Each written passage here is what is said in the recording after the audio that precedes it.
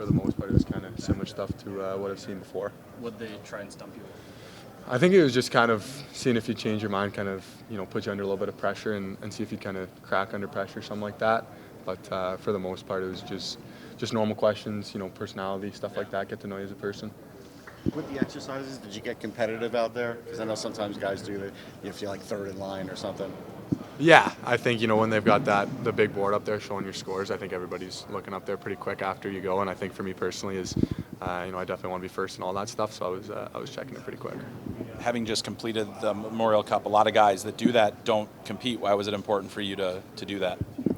I think, I wanted every chance I could get to, show that, I'm the best in everything I do. And this was a chance for me to do that. And even with, coming off a long season and, not really much time to get ready for it.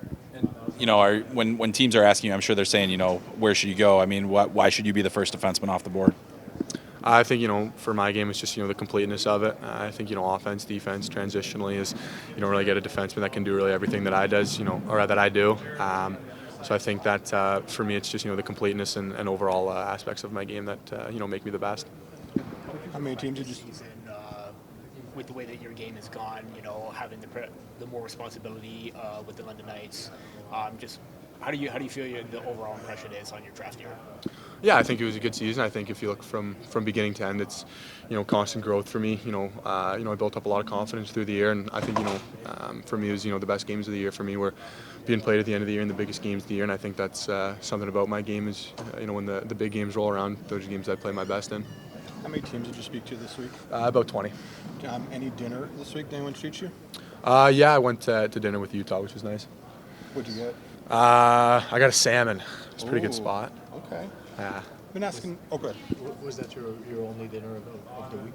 Yeah, that was the only one. Do you have any teams that want to meet with you after that you're aware of yet? No, I think for me it's been a while since I've been able to talk teams with the long playoffs. So I've kind of just been leaving that stuff out and leaving it to my agents and that kind of stuff to deal with for after. Been asking all the prospects this. If there was one rule you could change as commissioner, what would it be?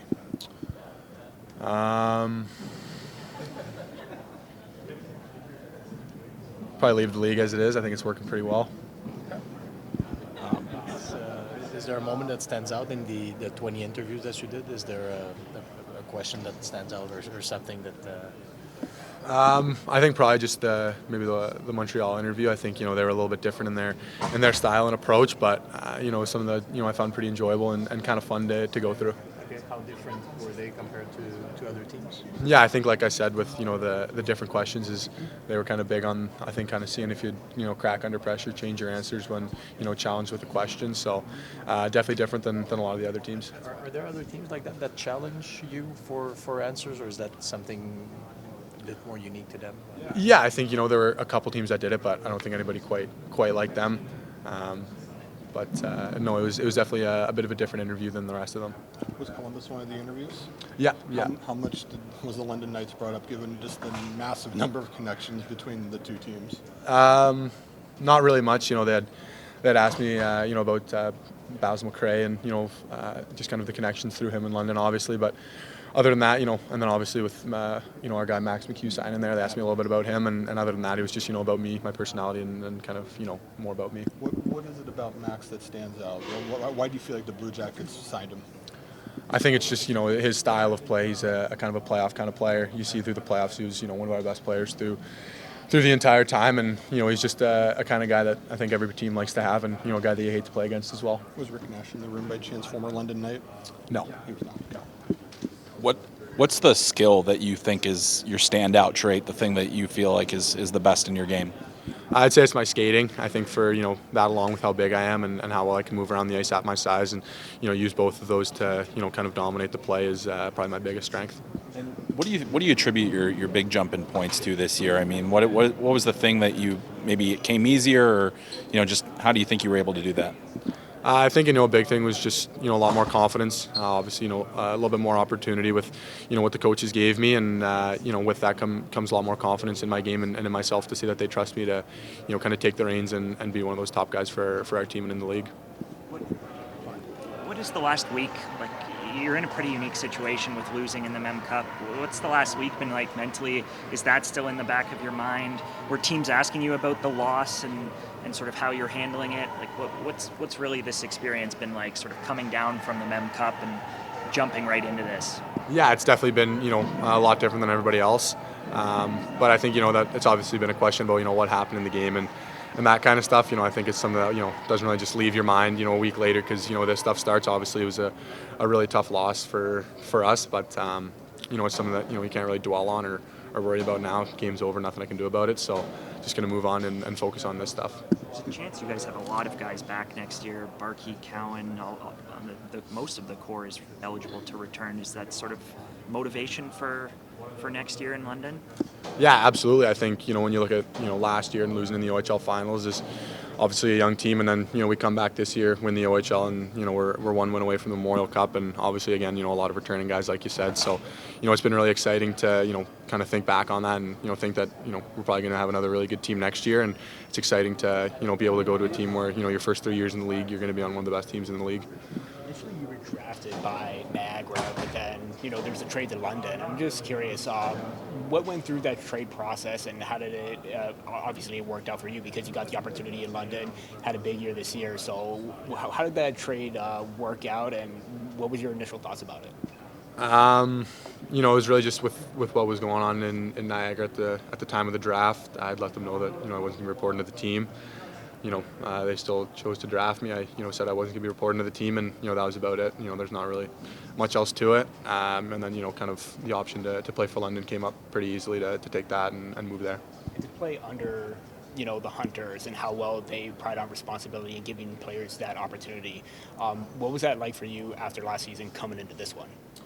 Yeah, it was huge. Obviously, a big thing for them is, they trust their older guys, and they kind of give the reins to those guys. And for me to still be a 17-year-old my second year in the league and kind of get a lot of their trust and confidence in them was huge. Obviously, they run the best junior hockey program in the world and produced the most NHL picks and all that kind of stuff. Really meant a lot to me to see the confidence that they had in me.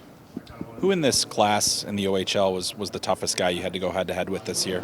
Probably be Seneke on Oshawa. I think just, I've played with him a long time before the OHL, and then obviously played against him these last 2 years. Just a guy who, you never really know what he's going to do on the ice. So creative, so good. He's got probably one of the best minds out there to think the game, and just a guy you got to always know where he is on the ice.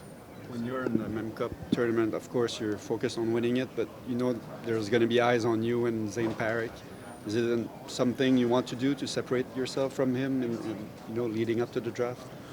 Yeah, I guess. I think, obviously there's a little bit of that thought in the back of your mind, but, for me it was always just going out and worrying about our team. Winning the tournament obviously came up a little bit short, but, that was always the main focus for myself, just worrying about our team.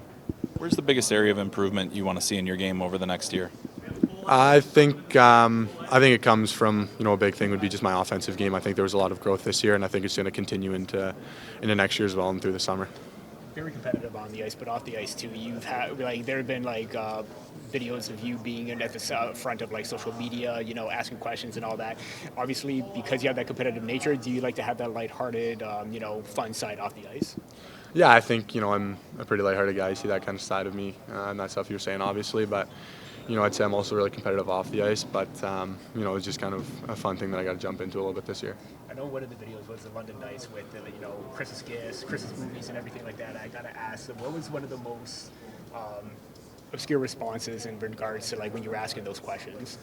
I mean, a lot of guys would just kind of mess with me a little bit, I think, just kind of poke a little bit of fun at me. But, there's never really anything too weird that, just pop off the top of my mind. It was all just fun, and we kind of just had fun with it going around. What's the first hockey memory you have from growing up? Could be playing or watching.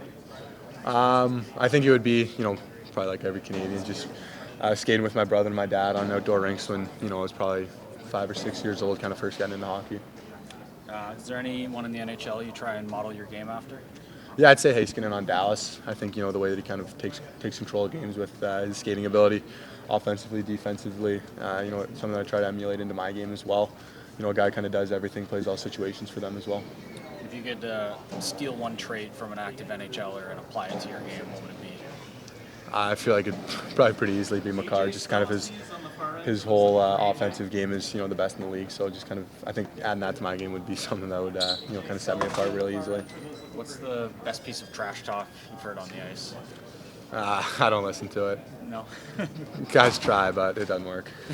Are you a talker on the ice? Are you engaging in that at all? No, not really. I think I kind of just let my game do the talking and that kind of thing. But I think sometimes guys get into that, kind of knocks them off the game, off their game a little bit, and something I don't really worry about.